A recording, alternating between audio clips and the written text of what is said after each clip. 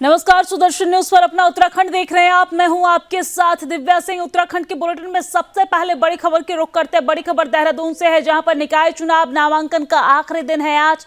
और आपको जानकारी दे दें कि नगर निकायों की 100 सीटों पर चुनाव होना है। बड़ी संख्या में प्रत्याशी नामांकन कर रहे हैं। अब तक मेयर अध्यक्ष पदों के लिए 119 नामांकन हुए हैं। 27 दिसंबर से शुरू हुई थी नामांकन प्रक्रिया और आज शाम 5 बजे तक ये नामांकन किए जाएंगे। आपको ये भी जानकारी दे दें कि नामांकन वापसी की आखिरी तारीख 2 जनवरी और आपको ये भी बता दें कि 3 जनवरी से शुरू होगा चुनाव चिन्ह आवंटन और 2 जनवरी तक नामांकन वापसी की जो तारीख है वो है 23 जनवरी को मतदान है, 25 को गिनती है। तो बड़ी जानकारी हम आप तक पहुंचा रहे हैं, जहां पर नामांकन का आज आखिरी दिन है। नगर निकाय का चुनाव है और नगर निकाय चुनाव में नामांकन का आखिरी दिन है आज। नगर निकायों की 100 सीटों पर चुनाव होना है। बड़ी संख्या में प्रत्याशी नामांकन कर रहे हैं और अब तक मेयर अध्यक्ष पदों के लिए 119 नामांकन हो चुके हैं। 27 दिसंबर से नामांकन की जो प्रक्रिया है वो शुरू हुई थी और आज शाम 5 बजे तक नामांकन किए जाएंगे, यानी कि आज आखिरी तारीख है। हालांकि नामांकन वापस लेने की जो तारीख है वो 2 जनवरी तक है। 3 जनवरी से चुनाव चिन्ह आवंटन शुरू हो जाएंगे। वही आपको ये भी बता दें कि 23 जनवरी को मतदान है तो 25 को गिनती यानी कि मतगणना है। और चलिए आगे बढ़ते हैं। सुदर्शन न्यूज के प्रधान संपादक धर्म योद्धा डॉक्टर सुरेश चौहान के जी ने योग नगरी ऋषिकेश में स्थित परमार्थ निकेतन में गंगा तट पर आयोजित गंगा आरती में सपरिवार हिस्सा लिया है। और इस दौरान परमार्थ निकेतन के अध्यक्ष स्वामी चिदानंद सरस्वती जी ने उनका अभिनंदन किया है। और इसके साथ ही उन्होंने सुदर्शन न्यूज और चैनल के प्रधान संपादक डॉक्टर सुरेश चौहान के जी को लेकर कहा कि सनातन की आवाज को बुलंद करने के लिए अगर किसी ने निर्भरता से या कि निर्भीक होकर जो काम किया है तो वो है धर्म योद्धा डॉक्टर सुरेश चौहान के जी। जो काम संत भी नहीं कर पाए वो काम सुरेश चौहान के जी ने कर दिखाया है।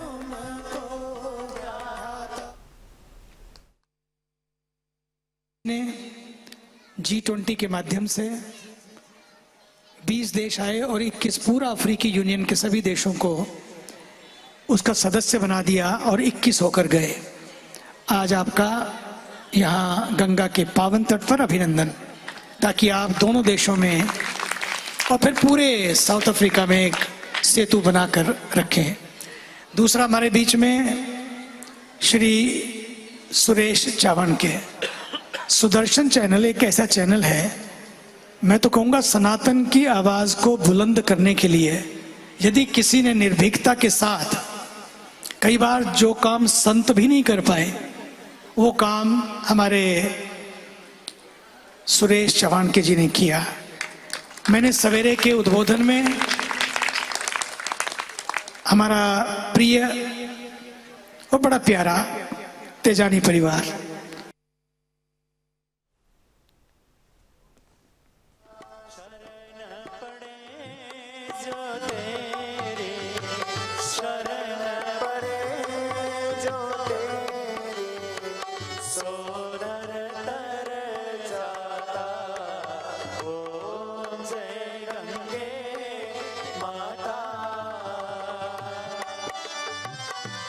देवभूमि से ऋषिकेश से योग नगरी ऋषिकेश में जब धर्म योद्धा सुरेश चौहान के जी वहां पर पहुंचे तो उनका जोरदार स्वागत किया गया। और ये तस्वीर आप देखिए, जहां पर धर्म योद्धा डॉक्टर सुरेश चौहान के जी, सुदर्शन न्यूज के प्रधान संपादक डॉक्टर सुरेश चौहान के जी वहां पर गंगा आरती में शामिल हुए।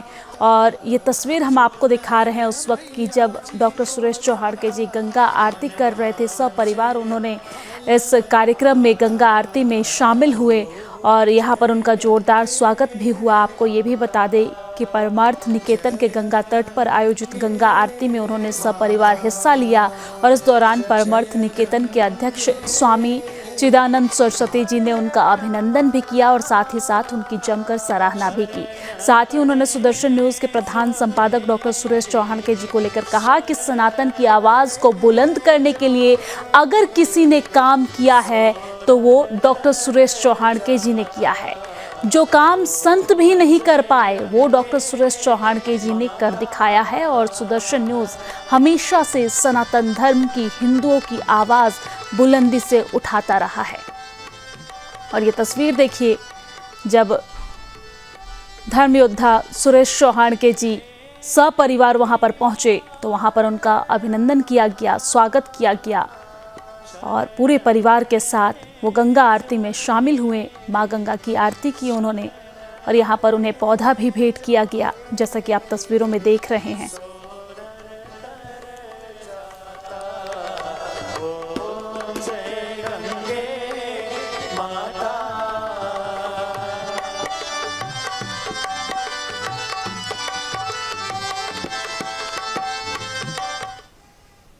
और चलिए आगे बढ़ते हुए रुक कर लेते हैं बड़ी खबर की ओर। देहरादून से बड़ी खबर सामने आ रही है, जहां पर निकाय चुनाव में धांधली का पूरा मामला है। कांग्रेस पर लगे गंभीर आरोप, टिकटों की खरीद फरोख्त के आरोप कांग्रेस के ऊपर लगाए गए हैं। लाखों रुपए लेकर टिकट देने का आरोप लगा है। बंद कमरे में की जा रही है टिकटों की कालाबाजारी।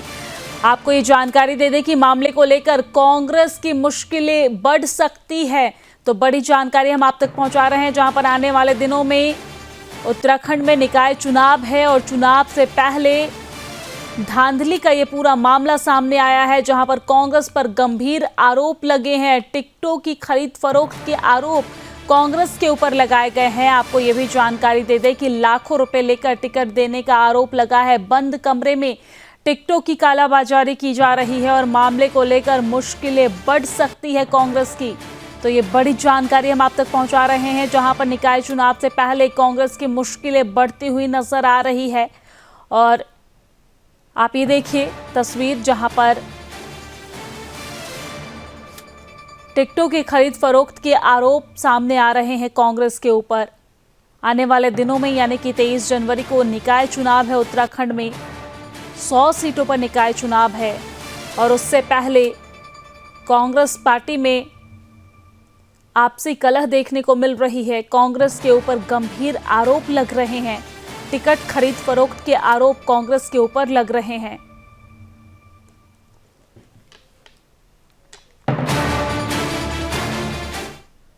और अब एक आगे बढ़ते हुए बात बागेश्वर की करते हैं। बागेश्वर जिले के गरुड़ नगर पंचायत में निर्वाचन को लेकर भाजपा कांग्रेस के प्रत्याशियों ने नामांकन कर लिया है। आपको जानकारी दे दें कि गरुड़ नगर पंचायत की अध्यक्ष सीट ओबीसी महिला आरक्षित है, जहां से बीजेपी ने गरुड़ पंचायत अध्यक्ष के लिए ललिता वर्मा को मैदान में उतारा है। तो वहीं कांग्रेस ने नगर पंचायत अध्यक्ष के लिए भावना वर्मा को मैदान में उतारा है। 7 वार्डों से नवनिर्मित गरुड़ नगर पंचायत में पहली बार चुनाव हो रहे हैं, जहां पर दोनों पार्टियों के उम्मीदवार अपने अपने कार्यकर्ताओं के साथ नामांकन करने आए हैं। दोनों ही प्रत्याशियों ने गरुड़ क्षेत्र की समस्याओं से जनता को निजात दिलाने की बात इस दौरान कही है।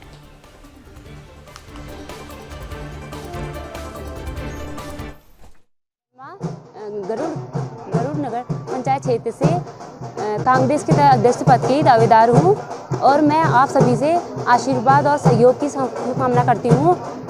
मैं भावना वर्मा इस गरुड़ क्षेत्र के लिए जो भी मेरे से बन पड़ेगा मैं सब प्रयास करूँगी। सर्वप्रथम पानी और सड़कें, बैंक, सब चीज़ की सुविधाएं प्रदान करूँगी और बच्चों के लिए लाइब्रेरी और फील्ड की व्यवस्था करूँगी। पहले तो आप सब लोगों को प्रणाम करती हूँ और आप सभी लोगों का आभार व्यक्त करती हूँ। आपने मुझे इस पद के लायक काबिल समझा और मैं सभी आप लोगों का धन्यवाद भी करती हूँ कि मैं अपने क्षेत्र के लिए मेरे क्षेत्र में जो परेशानियां हैं मैं उनको पूरी अपने विकास करूंगी और मुझे आप लोगों का सहयोग पहले चाहिए। आप लोग मुझे बताएंगे मुझे क्या करना है, कैसा करना है, तो मैं अपना सारा सहयोग दूंगी आप लोगों को। मुझे आप लोगों का सपोर्ट चाहिए ना। नाले देखो आप, रास्ते गड्ढे, सड़कों रास्ते में हमारे गरुड़ में नगर पंचायत में कितने रास्ते ऐसे टेढ़े में वो टूट के हैं।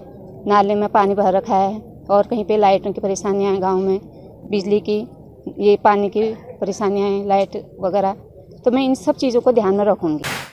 और उत्तराखंड में आगामी निकाय चुनाव को लेकर सियासत भी अब तेज हो गई है। खासकर कांग्रेस में नामांकन के टिकट बंटवारे के दौरान आपसी कलह देखने को मिल रही है। दरअसल बागेश्वर नगर पालिका सीट से कांग्रेस पार्टी ने कवि जोशी के नाम की घोषणा की थी, जिसके एक दिन बाद ही टिकट को बदलते हुए इसे पूर्व पालिका अध्यक्ष गीता रावल के नाम पर दिया गया है, जिससे कवि जोशी के समर्थकों में गहरी निराशा छा गई है। यही नहीं, खुद कवि जोशी भी इससे काफी आहत हैं, जिसको लेकर उन्होंने उनके खिलाफ राजनीति के तहत ऐसा किए जाने की बात भी कही है। यही नहीं, कांग्रेस पार्टी से टिकट कटने के बाद कवि जोशी से निर्दलीय चुनाव लड़ने की घोषणा भी की है। मेरा नाम शीर्ष नेतृत्व द्वारा फाइनल किया गया था। पता नहीं किस कारण से संगठन के द्वारा दोबारा टिकट को बदला गया है और कहीं ना कहीं बागेश्वर के कुछ तथाकथित जो राजनेता हैं उनके द्वारा मेरे टिकट को बदल कर मेरी राजनीतिक हत्या करने की जो साजिश रची गई है, और जबकि पूरी बागेश्वर की जनता मेरे संघर्षों के जो मैंने काम किया है जनता के हित के लिए उसके साथ खड़ी है, उसके बावजूद भी मेरे इस टिकट को बदलकर जो गलत निर्णय हमारी कांग्रेस कमेटी द्वारा किया गया है, मैं उससे घोर रूप से आक्रोशित और मेरे सभी कार्यकर्ता यहाँ पर बहुत ज़्यादा आक्रोशित हैं और मैं चाहूँगा कि जल्द ही संगठन पुनर्विचार करते हुए बागेश्वर की जनता का सम्मान करते हुए टिकट को वापस मुझे संशोधित करके दिया जाए, और अन्यथा मैं निर्दलीय रूप से अब जनता के बीच जाने का काम करूंगा और जिसकी पूरी जिम्मेदारी बागेश्वर के सभी शीर्ष नेतृत्व के लीडरशिप की होगी, क्योंकि कहीं ना कहीं उनके द्वारा प्रदेश नेतृत्व को गलत रूपरेखा बताई गई है कि उसके साथ कोई नहीं है, जबकि पूरी बागेश्वर की जनता लगभग मेरे संघर्ष जो मैंने बागेश्वर की जनता के हितों के लिए काम किया है उसके साथ खड़ी है।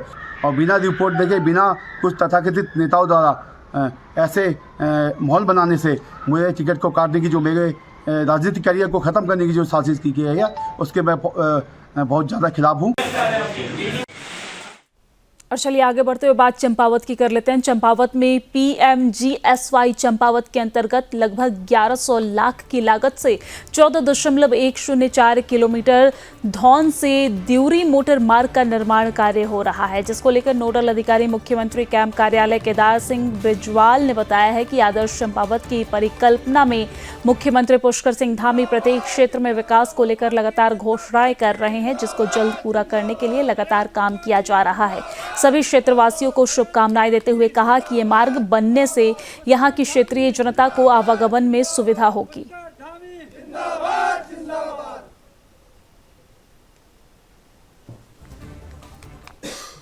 और अब बात पहाड़ों की रानी मसूरी की करेंगे। मसूरी में निर्दलीय प्रत्याशी उपमा पवार गुप्ता ने भारी भीड़ के साथ नामांकन किया है और इस दौरान उपमा पवार गुप्ता ने कहा है कि मसूरी के विकास को लेकर पूर्व पालिका अध्यक्ष अनुज गुप्ता ने विभिन्न योजनाओं के तहत काम किया है। मसूरी की जनता अनुज गुप्ता के किए गए कामों पर उनको वोट देगी और इसके साथ ही पूर्व पालिका अध्यक्ष अनुज गुप्ता पर लगे आरोपों को लेकर उन्होंने कहा है कि कोई भ्रष्टाचार नहीं किया गया है। विपक्ष ने उन पर बेबुनियाद आरोप लगाए हैं और अनुज गुप्ता के सहयोग से उनको मैदान में उतारा गया है। उनको पूरी उम्मीद है कि जनता के सहयोग से अनुज गुप्ता ने चुनावी मैदान में जिसने भी प्रत्याशियों को उतारा है वो सभी भारी मतों से विजयी होंगे।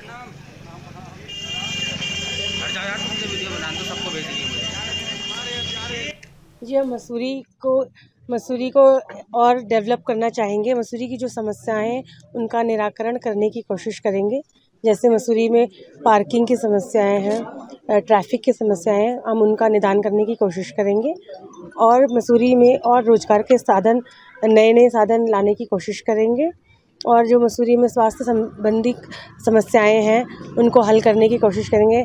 हम चाहेंगे कि और मसूरी में हॉस्पिटल खुले और हम मसूरी के पर्यटन के विकास के लिए भी काम करना चाहेंगे और मसूरी में नए पर्यटक स्थल नए पर्यटन स्थल विकसित करना चाहेंगे, जिससे मसूरी के पर्यटन को बढ़ावा मिले।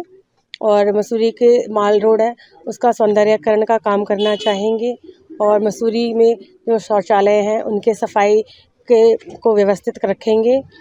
और साथ ही मसूरी के जो युवा हैं उनके लिए रोजगार के नए साधन खोलने की कोशिश करेंगे। पार्किंग की, स्ट्रीट लाइट्स की, वेंडिंग जोन बनाने की, नगर क्षेत्र का सौंदर्यकरण या पहाड़ों। और चलिए आगे बढ़ते हुए बात नई टिहरी की करते हैं। नई टिहरी में जिलाध्यक्ष राजेश नौटियाल ने प्रेस कॉन्फ्रेंस की है, जिसमें उन्होंने कहा है कि स्थानीय निकाय चुनाव में 11 वार्डों में मजबूत उम्मीदवार उतारे गए हैं। निकाय चुनाव में निर्दलीय प्रत्याशी हो या फिर कांग्रेस प्रत्याशी, हमारा किसी से मुकाबला नहीं है। सरकार लगातार काम कर रही है, अनेकों कार्य किए गए हैं। उन्हीं कामों को लेकर हम जनता के बीच जाएंगे। शहर में पेयजल का मामला हो या कोई भी अन्य मूलभूत सुविधाओं सभी मुहैया कराई जाएगी। हमारे कार्यकर्ताओं ने नागरिकों के बीच में रहकर समस्याओं का समाधान किया है। इन्हीं सब तथ्यों को लेकर हम जनता के बीच जाएंगे। सभी 11 वार्डों में बहुत ही मजबूत प्रत्याशी मैदान में उतारे हैं और मैं नहीं समझता हूं कि हमारा किसी निर्दलीय हो या कांग्रेस हो किसी से कोई मुकाबला है। यहाँ पर जो है अनेकों कार्य सरकार के द्वारा यहाँ पे कराए गए हैं और शहर को लेकर के जो है, चाहे स्वच्छता का मामला हो, चाहे पेयजल का मामला हो, जो भी मूलभूत सुविधाएं शहर को मिलनी चाहिए वो सभी सरकार के माध्यम से मिल रही हैं। और हमारे कार्यकर्ताओं ने जो जनता के बीच में रह कर के नागरिकों की जो है छोटी मोटी समस्याओं का समाधान करने का कार्य किया है। और आज अपनी इसी मेहनत के कारण जो है वो लोग जो उन्होंने प्रयास किए हैं, जो कार्य किए, उनको लेकर जनता के बीच में जा रहे हैं। बहुत लोगों ने की। और चलिए आगे बढ़ते हुए बात पौड़ी की। पौड़ी के सतपुली नगर पंचायत से बीजेपी प्रत्याशी अंजना वर्मा ने सैकड़ों कार्यकर्ताओं के साथ नामांकन किया है। इस मौके पर पत्रकारों से बातचीत करते हुए उन्होंने बीजेपी आलाकमान का धन्यवाद प्रकट करते हुए कहा कि पार्टी ने उन पर भरोसा किया है और वो उस भरोसे पर खरा उतरेंगी। उन्होंने ये भी बताया है कि उनके कार्यकाल में सतपुली नगर पालिका सहित नजदीकी क्षेत्र में लगभग 50 करोड़ के विकास कार्य हुए हैं और जिसमें कुछ पर कार्य चल रहे हैं, कुछ पूरी हो चुकी है। और इसके साथ ही उन्होंने सतपुली क्षेत्र को पर्यटन के क्षेत्र में अग्रणी स्थान बनाने के लिए प्रयासरत होने की बात कही है। वहीं इस दौरान बीजेपी चुनाव प्रभारी जगनमोहन रावत ने कहा है कि बीजेपी ने एक बार फिर अंजना वर्मा पर भरोसा जताया है। बीजेपी नगर पंचायत सतपुली में भी अपनी ही सरकार बनेगी।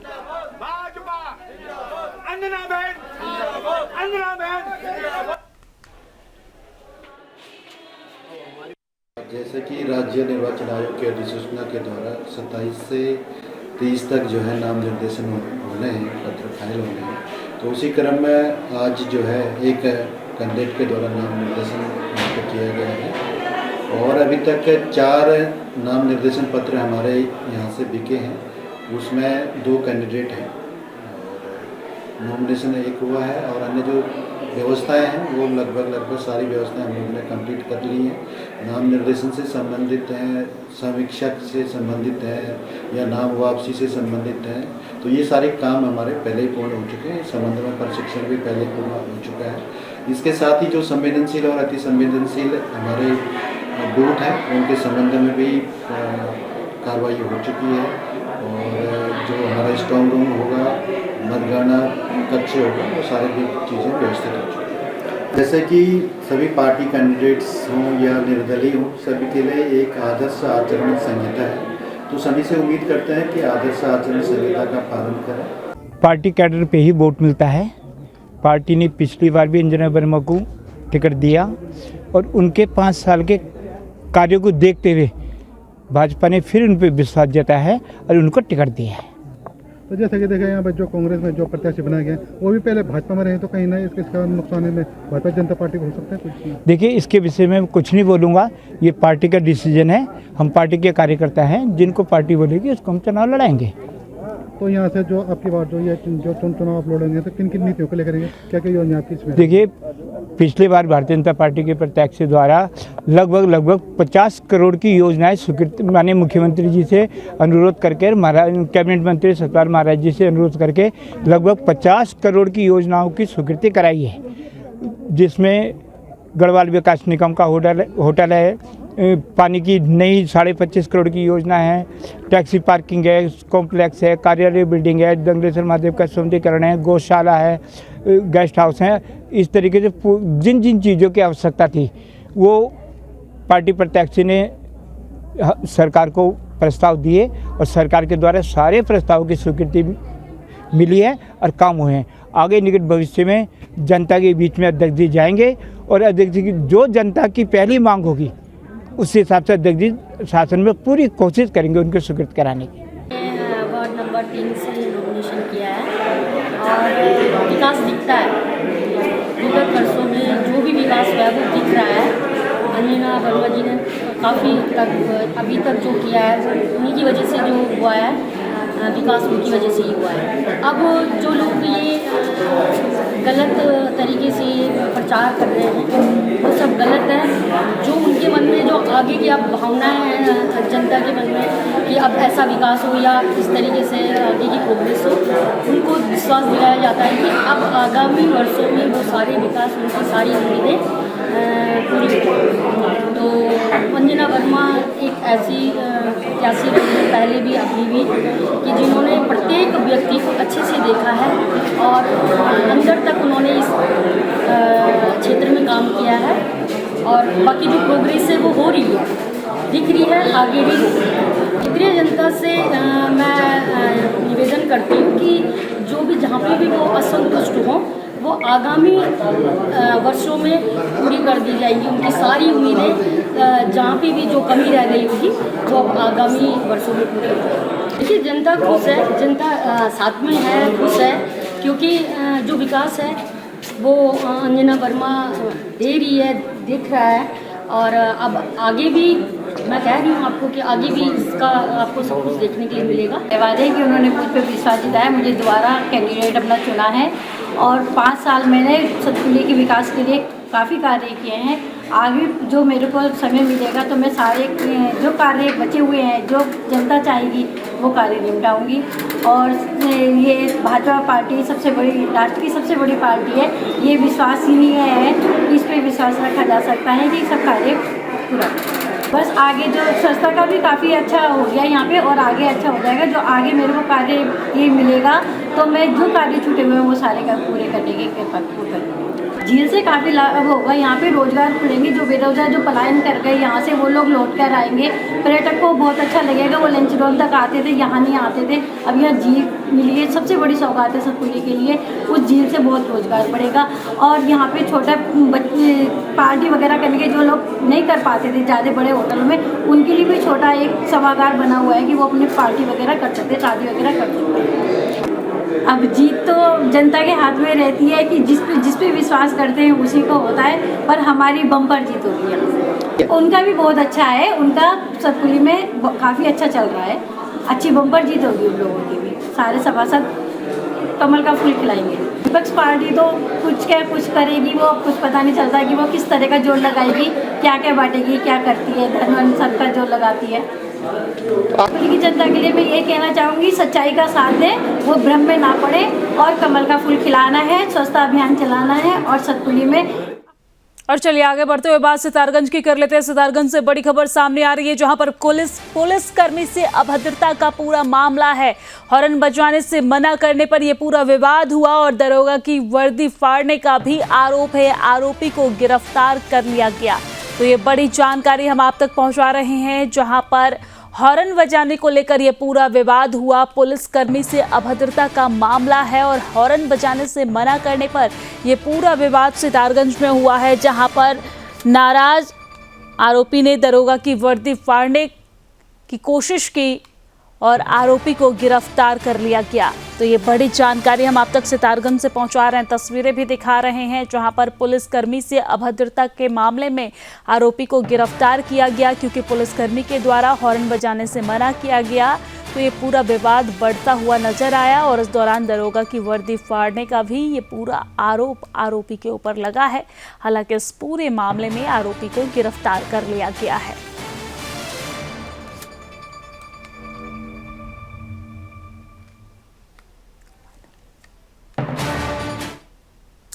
और इसी के साथ अपना उत्तराखंड की खबरों में फिलहाल के लिए इतना ही, लेकिन देश और दुनिया की तमाम खबरों के लिए आप देखते रहिए सुदर्शन न्यूज। जय हिंद।